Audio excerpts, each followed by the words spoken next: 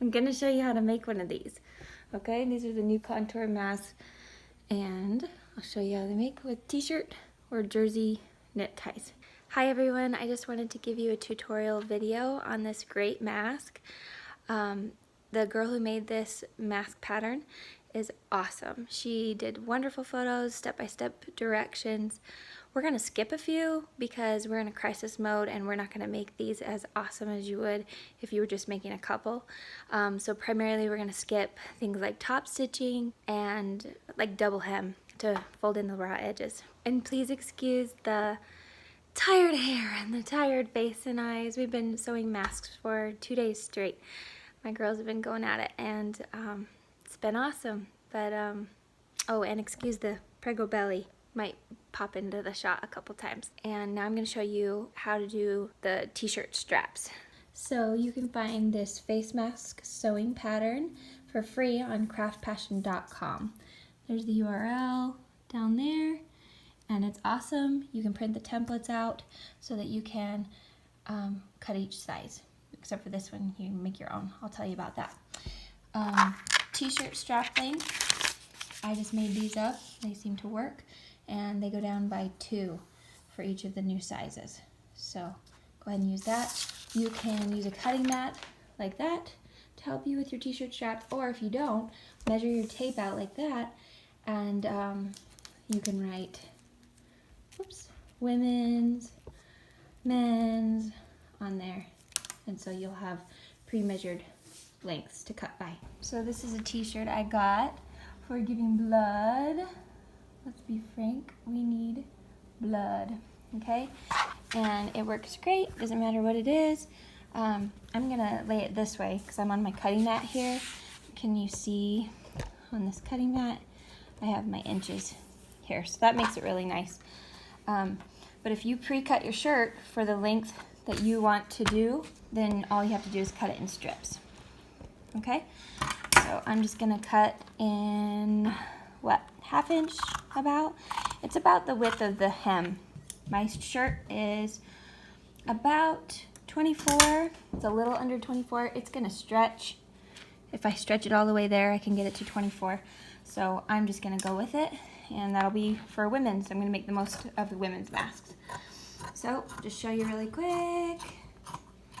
Oh yeah, so if you got your t-shirt and it's good length, then just cut one side or both sides, and you'll have 2 straps at 24. So I'm gonna cut up the shirt and the other side, and I just get a bowl and stick the straps in a bowl like this. If you wanted to label your bowls women's and men's and all your sizes, then you could. The pattern online has these pages, or one page on it that has these patterns. She has a line, a cutting line. Let's see if I can show you. Cutting line for small kids, young kids, teenage and women, and men. However, I think that typically Asians are run smaller than us, because I have found that the men's size right there actually works better and fits a woman. So when you cut this out, I would make a copy, or 5 copies actually. And as you can see, I have relabeled these one size up. So I cut it out in the smallest pattern, toddlers 1 to 2. Okay, I redid ages because I tried that on my 2-year-old, and she's about 3. So she actually, I might put her in this size, but this one did fit her. So I labeled this one, kids 3 to 5, adolescents 6 to 12, and the men's, so the women's is actually adolescents. This one I made for my girls who are 7, 9, and 11. The men's, I relabeled teens and women's 13 and up. And then to make your man's pattern, I just made my own. So if you made 5 copies, you can just size it up. But basically, I went and cut out on a piece of paper, about a 1/4 inch all the way around. And that's how you make your patterns and get them ready. I like to label or color them in different colors so that it's easy to remember. and I can have my helpers and I'll say, okay, let's make the red ones, let's make the green ones, okay? So now we are at cutting our pattern. We're gonna do the women's. First of all, you wanna make sure that your fabric is folded right sides together. This is the right side, that's the wrong side. Fold them together so the pretty side is in, okay? We want 4 layers, we want 4 layers to cut at the same time. This mask looks like this. This is the nose contour area where your nose sticks out. This is the top of the nose. This is the scoop under your eyes. This is your ear. This is down by your chin, and it's folded in half. That's why we're cutting 2 of your main fabric, 2 of your lining, okay? So we want to stack them all 4 at the same time to save time. If you have a lot of fabric, then go ahead and fold your fabric over 4 times like that, and you'll get 4 out of it at a time. But if you don't, and you're working with, this is flannel, so it's nice and clingy, it'll stay put. But if you're working with like random little pieces, you'll want to make sure that it's ironed. This one is too wrinkly to use, so I would want to iron that, but I think I can use this side safely. So I'm gonna go ahead and fold right sides together again, and you fold it just to the width of your pattern or all the way to the end. I'm gonna just do my width of my pattern because of the wrinkles, and I don't want to take the time to iron it right now. I'm gonna line my fabric up with the bottom, save myself a cut, and maybe I should iron that.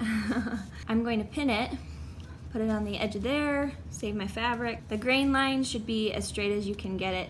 That way your owls aren't crazy or your pattern isn't all ski-wampus on you.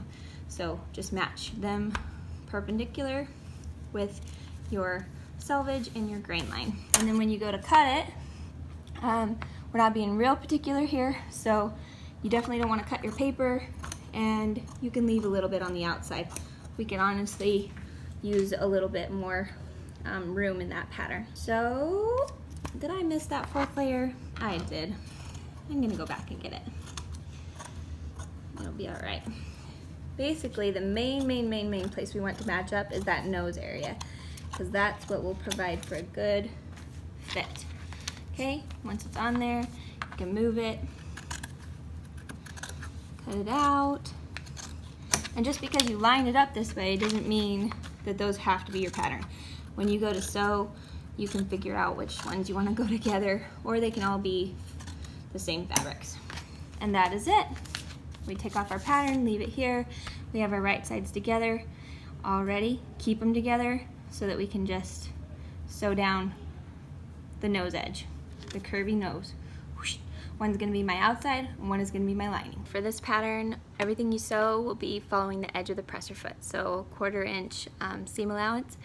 And you don't have to backstitch on every single area, but you do at the very end. But if it's just habit, go ahead and do it. Other than that, let's get sewing. At this point, we just sew down the curve. Put your foot on, you don't have to backstitch it. Straight stitch all the way. Okay, rip your threads, start again.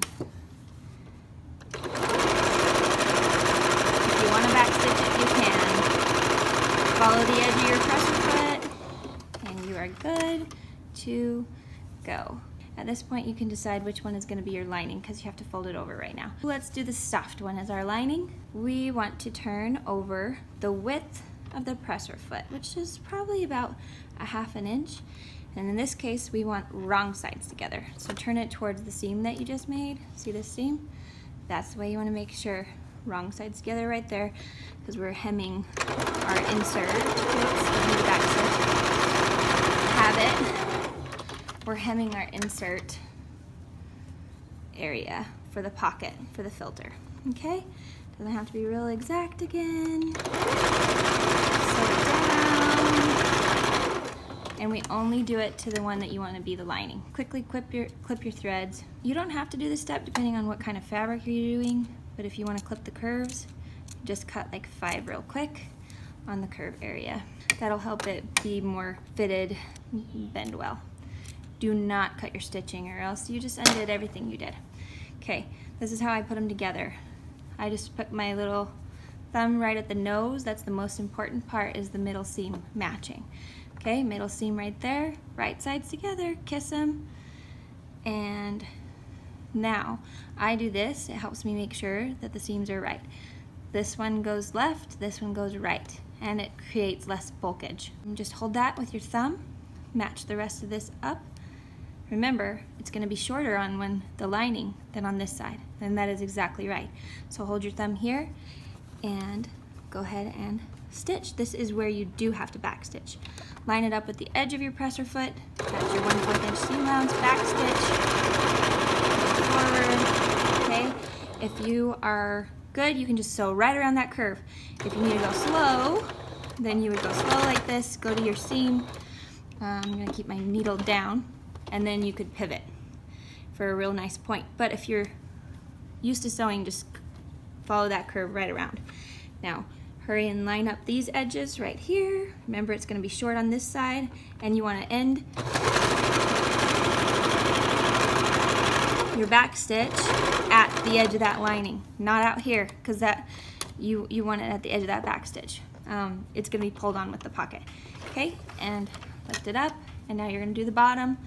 Make sure your thumb is good. Now fold that seam over. We went right with the owls, left with the lining, the chevron. Thumb, lay it out, and stick it in there, line it up with your foot. Back stitch, go forward.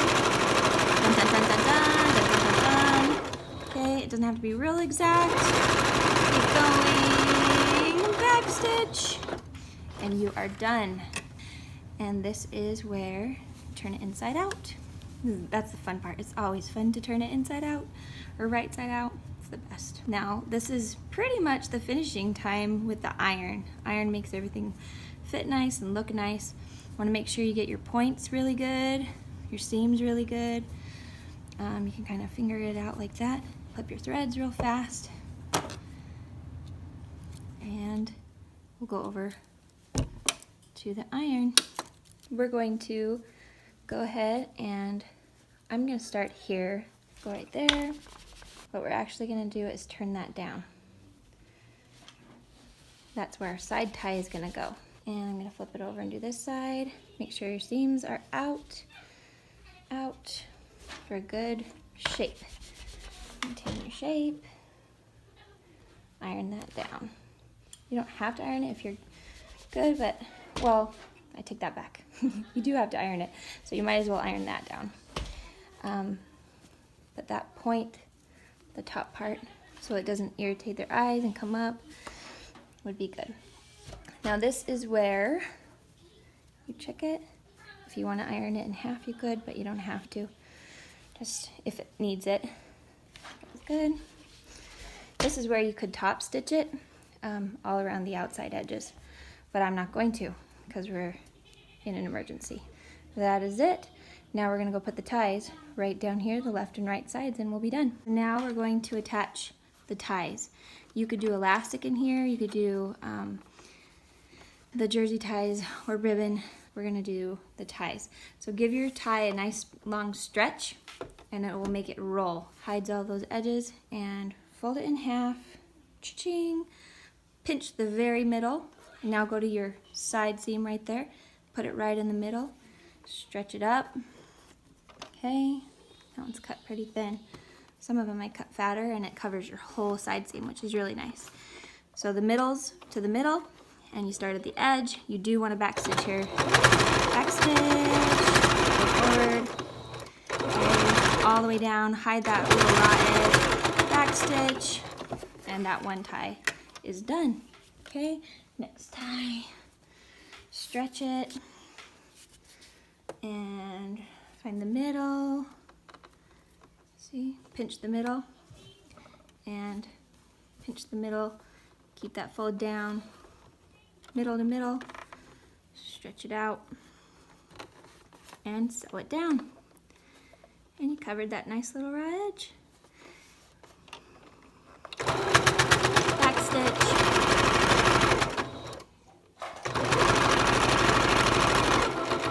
Back stitch. Okay, clip the threads. And you are done. You don't want to try them all on, but I would definitely try on one to make sure your very first one fits who it says it should fit. Oh, cut this side. When you sew those on, make sure you don't sew down your lining because that's where the pocket is for the filter to go in. See, right there, the filter. And when you cut your filter, I just read the filter needs to go all the way up to the nose area so that, of course, you're filtering through your nose. We breathe through our nose. Okay, and let's see how it looks. But put it on, fits the nose really well, goes up over the ears, and ties. You're gonna have a nice Grey's Anatomy look. Like you just got out of surgery, 12-hour surgery, and you're so exhausted. These are gonna be very appreciated. So, and they're very comfy. I wore my other one that are like these kind around Walmart for about an hour. It kept going up to my eyes and gaping here and gaping here. I like this tight coverage here, and I can get it as tight as I want. And then I can just slide it down like that. Oh, what a 12-hour surgery. All right, good luck. Let me know if you have questions. P.S. If you have kids like I do, as you can see, and you've heard them giggling, they should be in bed, so they're gonna be in trouble. You can get them to wear their mask by personalizing it. Don't use Sharpies. I use Sharpies on this one, and it's not a good idea because now I'm breathing Sharpie. But there's fabric markers, and I believe there's fabric crayons. So if you want to do that, my daughter wants me to draw a rose on it. You could do a skeleton skull, or like the skeleton mouth with the teeth, or a mustache. Show me your creations. I would love it. Good luck. I'm gonna go get my kids to stop giggling and go to sleep.